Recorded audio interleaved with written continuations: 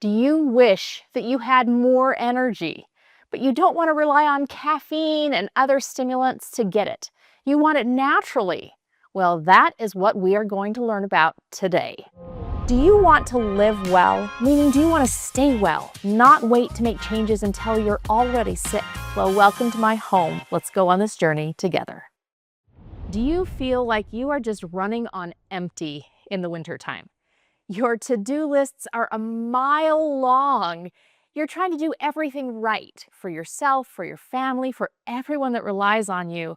But it's dark outside, it's cold, and you just want to take a nap, but you can't.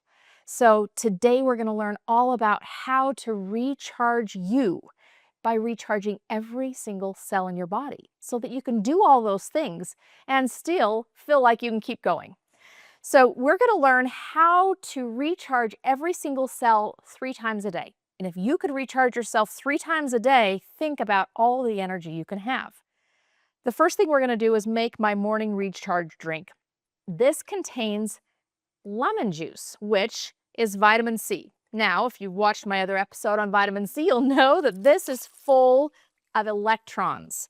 Electrons are literally the charge that we want to be in our cells. I'm going to add salt to that because salt is something called an electrolyte. Now we hear this word electrolyte, but do we know what it really means? I have a real kind of catchy phrase that I want you to think about. An electrolyte helps the electrons to light up your cells. So it helps the electrons get into the cells. Now, these are all the minerals that we find in a real salt. Salt is actually really important for this. You can't have energy without salt. Your cells won't work right. This is it. This is all I have. The water is warm. Why? Because warm water helps you to digest faster and better. If you drink with cold water, you actually calm this all down. You make it not work as well. Cold water slows down your digestion. So warm water, lemon juice, and salt. Now there's actually another version of this that farmers have used for centuries. They would use, again, warm water with a little bit of apple cider vinegar. Now vinegar can be made, in fact, apple cider vinegar can be made from apple peels. So apple cider vinegar was something that was around all the time. The vinegar actually brings some of those electrolytes with it, potassium, some of the things that are really useful, and then a little bit of maple syrup. Now, why maple syrup? Well, it makes it taste a little bit better, right? That's good, but maple syrup is actually really mineral rich as well. So now we have the vinegar, which has its own minerals. We have the maple syrup, added minerals, and a little bit of salt. Both of these drinks, the farmer's drink and the lemon water with salt, will literally recharge your cells. Now, the dentist in me has to tell you one very important fact. This will weaken your teeth. It will soften your teeth for a short period of time, for about 30 minutes, 30 to 45 minutes. So you do not want to brush after either of these drinks. So what do? The first thing I do in the morning, I get up and I go brush my teeth because I actually crave these drinks. I need my recharge. I go brush my teeth, then I come in the kitchen and I drink my morning recharge drink. It's safe in that order. If you haven't brushed your teeth yet, wait for about 30 to 45 minutes before drinking that. All right, our morning is off to a good start. But we all feel that afternoon slump, right? About 1 p.m., 2 p.m., again, that nap is sounding so good. So what do we do to recharge then? We've kind of used up a lot of energy through the morning. That is where, again, this word electrolyte comes in. Remember, it helps electrons light up your cells. So electrolytes can recharge your system. This is the ultimate afternoon pick-me-up, not caffeine, because caffeine is going to give you an up and then a crash. And it really is simply tricking your body into thinking it's not tired when actually you're more tired because you're pushing past your reserves. An electrolyte refuels your cells and gives you more reserves. This one is my favorite. It's mine, but the reason I formulated this is because most electrolytes are actually very acidic. Think about it. They're lemon lime flavored. They're all the acidic fruits because they taste good to our mouths, but they're very damaging to the teeth. So you drink an electrolyte, you snack a little bit, you brush your teeth, any of these things, you're going to actually be losing minerals. So this electrolyte is alkaline. You will not lose minerals. This is the most delicious drink you've ever drunk. I can promise you. You can drink this electrolyte hot. You can drink it cold. You can take it on the road with you. All of these things. I actually look forward to this every single day. I think, oh, it's about 2 p.m. I can drink my electrolyte. I promise you are going to love this. It's chocolatey, delicious. I needed a little recharge. Okay, the last thing is at nighttime. How do you recharge your body and why? Aren't you ready to go to sleep? Isn't that what we should be doing, is winding down? Yes, but guess what?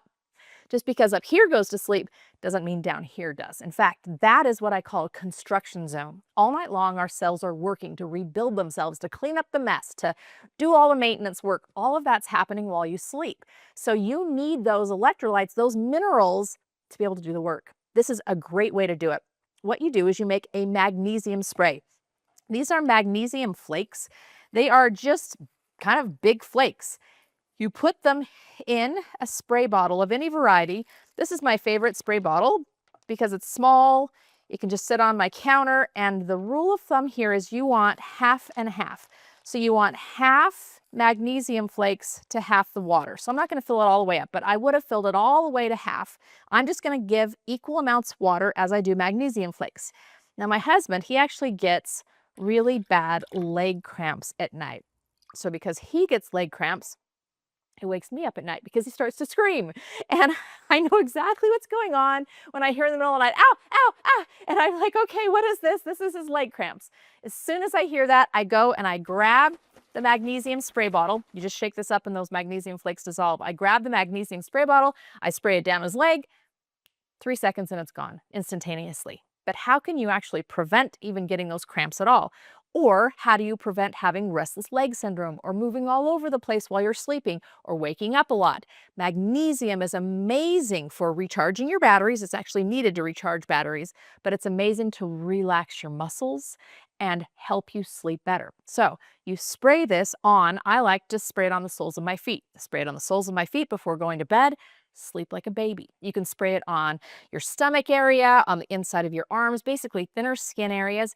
I get a little rashy when I do that, so the soles of my feet is my best place. Spray a few sprays, go to sleep, sleep like a baby. These are 3 ways to recharge yourself during the day: the morning recharge drink, the electrolyte afternoon, and the magnesium flakes at night. Give it a try. I promise you, you will feel energized. All right, so we've learned how to supplement electrolytes and minerals into our day, but where do we get them naturally? And I doubt that my great-grandma had a bag of electrolytes or magnesium flakes to use during the day. But our cells require minerals, so where can we get them? Just from nature? Well, the answer really lies in how plants work. During freeze and thaw cycles and different rain and dry cycles, the earth actually flexes and it breaks apart rocks. And when a plant grows, it sends roots down around those rocks, picks up the minerals, and brings them into the plant. So when you're eating plants, you are eating minerals. Isn't this amazing? I mean, the earth provides such incredible things. So the place that has the most minerals is the root portion of the plant. We are going to learn an amazing dish today that your family's going to love that's made of root vegetables, because remember, this is where the minerals are.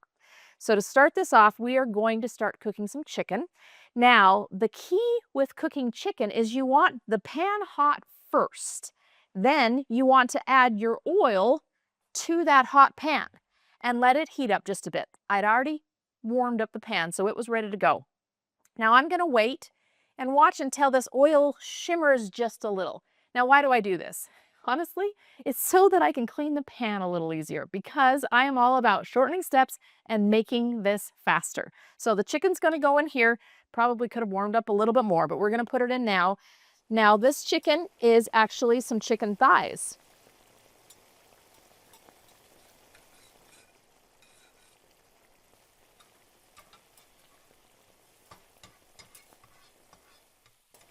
And I'm going to just put a little bit of salt on here, because when you're cooking, it tastes better when every single ingredient is actually seasoned by itself. It doesn't taste as good when you wait and add the seasonings at the end of the dish. So the salt goes on every single component while we're cooking. I could stand here and keep stirring this, but in my life, that's not what I do.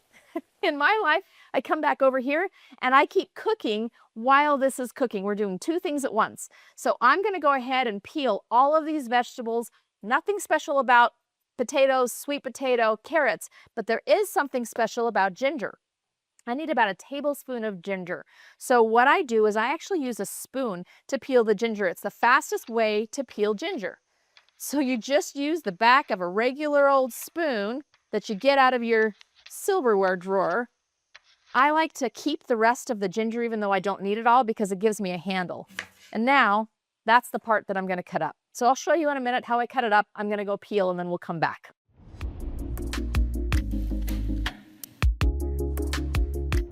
Okay, I got everything peeled. Now I have a test for you. Which thing are we going to cut first? The rule of thumb is you're going to cut the thing that cooks the longest first. Why? Because it's going to go in the pan first. Or if there's an onion, usually that's always first. So let's talk about this onion for just a minute. A lot of times people will take off both ends. I want you to keep this root end in place and I'll show you why. But the first step, like always, is make a round thing flat, right? Always the rule. We want to get all of the skin off of the outside of the onion. So cut a little bit deeper and usually you can peel the whole thing off in one fell swoop. Now you're keeping that root end intact. For this, we're going to cut halfway through that root end, and that's going to be down here. Now I'm actually moving slightly off the edge of my cutting board so I can get my knuckles down below the cutting board. I'm going to cut sideways this way a couple of times, probably 3 times, because I want these fairly small. Then you're going to cut with the grain of the onion, and then into your dices. So that is the key to keeping this root end because it keeps everything in place while you're doing the cutting. I'm actually only going to use half an onion on this one. Now, my key with this is I use the bowl I had everything in and I just swish it into the bowl, and now the bowl takes it to the pan. Real easy way to keep everything clean while you're cooking. Give it a little stir. That chicken's about done. You can use chicken thighs, you can use chicken breasts, it really doesn't matter. Chicken thighs make it a little juicier, so my family usually likes that. Okay, what's next? The thing that's going to cook the longest, which is going to be probably my sweet potato, then the potatoes, then the carrots, then the mushrooms are very last, right? They're going to cook the quickest. So that's the order we're going to cut things. This is going to go in our sauce, so it's for a little bit later. Nothing special about cutting these, so I'm going to go ahead and get these cut in chunks, and then we'll come back and show you what to do with them.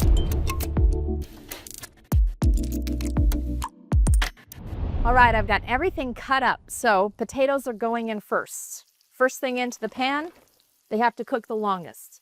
We would cook this for a few minutes. I cut up everything already, so I'm just going to add it in now.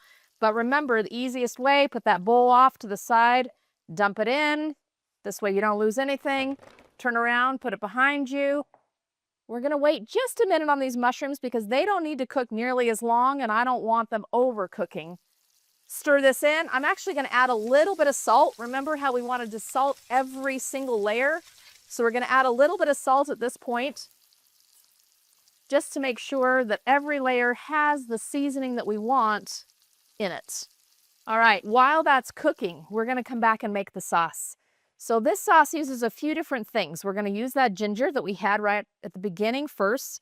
We're going to make some slices with this, and then we're going to cut it very thinly. Nobody really likes a big chunk of ginger in their bowl, so we want to make sure that we're making pretty small pieces with this.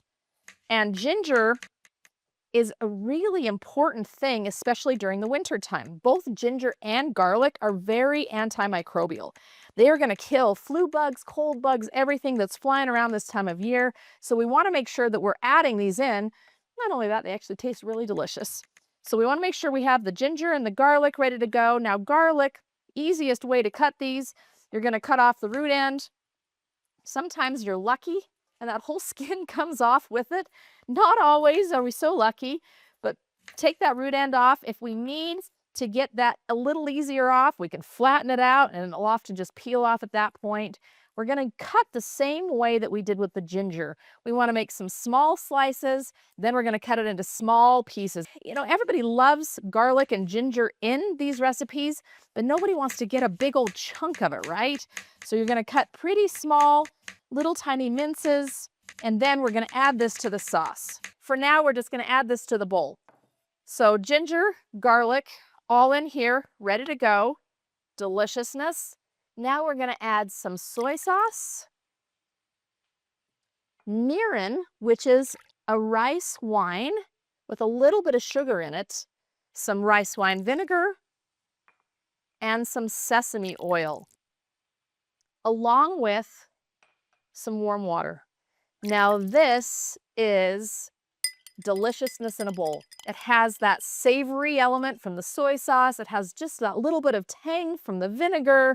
The mirin gives it a little bit of sweetness, and then the ginger and garlic make it absolutely delicious.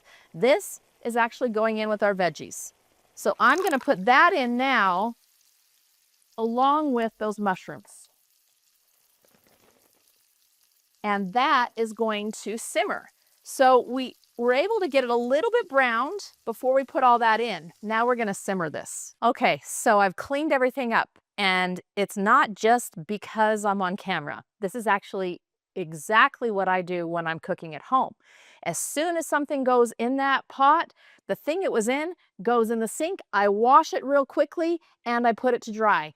There's nothing more depressing than getting done with an incredible meal and seeing a sink full or a counter full of dishes. So my rule is we don't actually start to eat until dishes that I've used during the making of the meal are already taken care of. I promise you, you will be happy you did this later. All right, the last thing we're doing right now, this is simmering over on the stove. It needs to be there for about 15 minutes. We're cooking those potatoes, making sure everything is nice and cooked, but also all of that sauce is glazing all the vegetables. It's going to be delicious. We also have rice cooking over here. This is my cute little rice cooker that I love so much. That's been cooking while I've been working. Again, we now have two things going on while we're doing this. This is a drizzle that's going on top. A couple last little kicks of flavor here. We're going to use miso.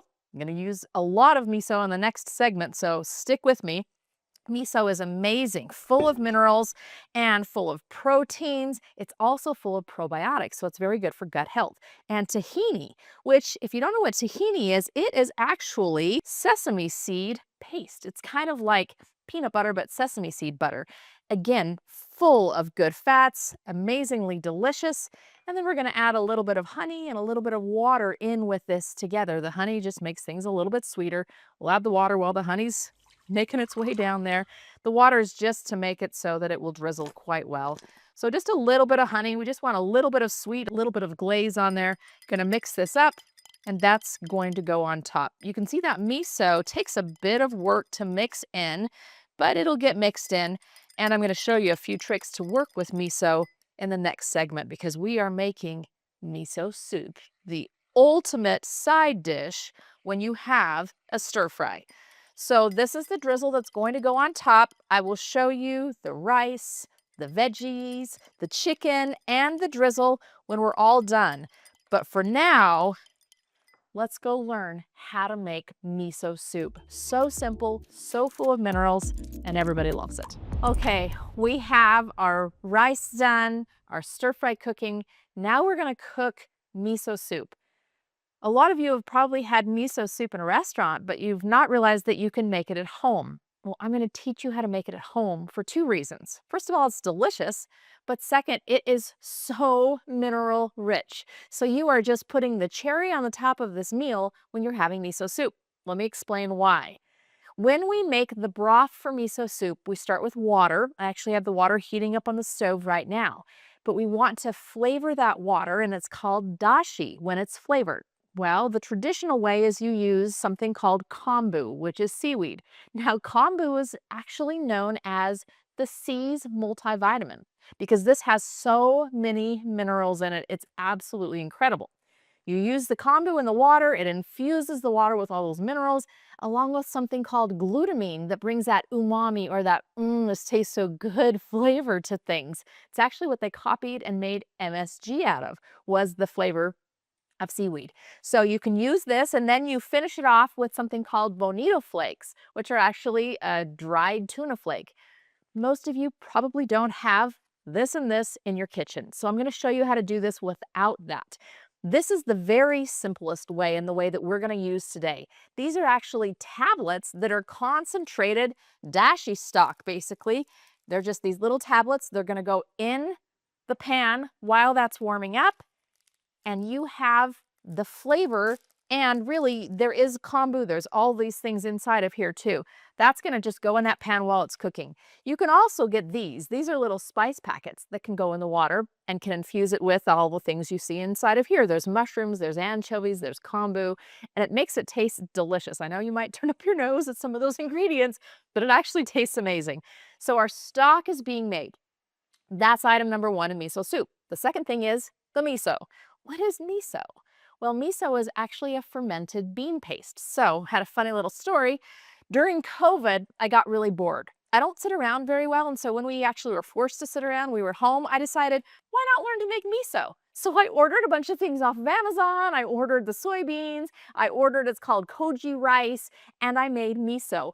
I got a little cookie crock and put it in, and the miso has to sit for a year. So I made it during COVID, but we didn't get to eat it till the next year. It was amazing. In fact, my daughter, she goes downstairs and she gets spoonfuls of this because she loves the flavor of it so much.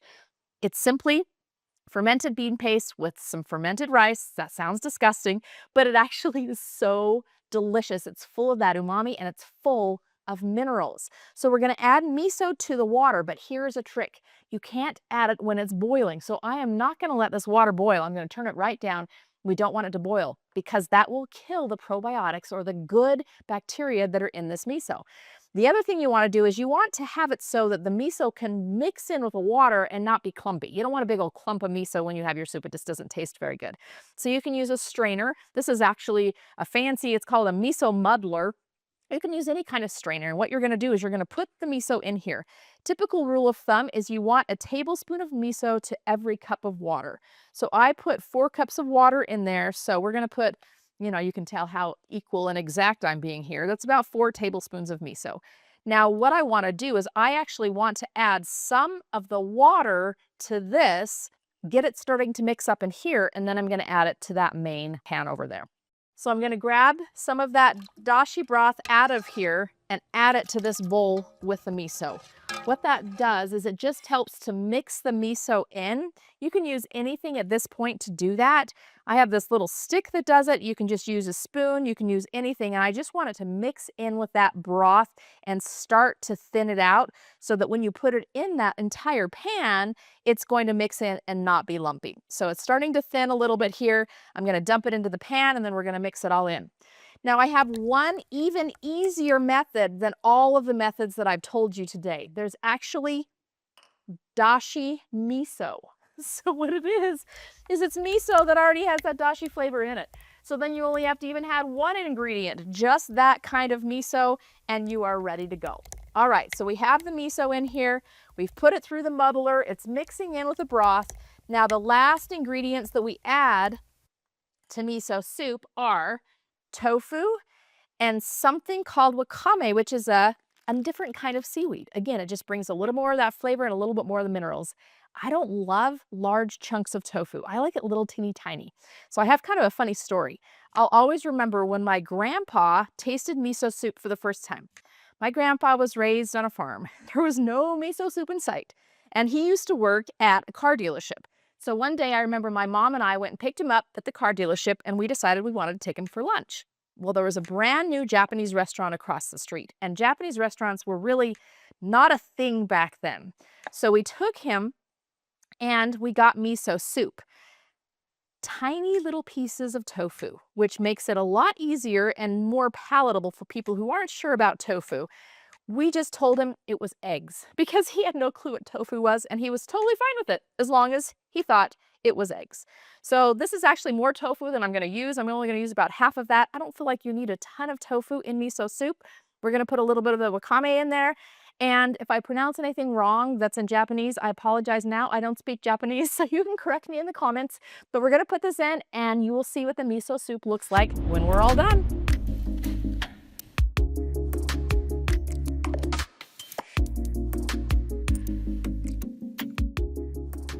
All right, today we've learned all about what our bodies need in winter. They need to be replenished. Just like the soil is rebuilding while it's sleeping and waiting for spring to come, our bodies need to be recharged as well. So if you are lacking energy any time of year, not just the winter, now you've learned what to do about it. It's all about the minerals. First thing in the morning with your morning drink, in the midday with the electrolyte, and in the evening with magnesium spray. Then every single meal can be full of minerals if you focus on root vegetables, warming, grounding things like miso, like broth with seaweed.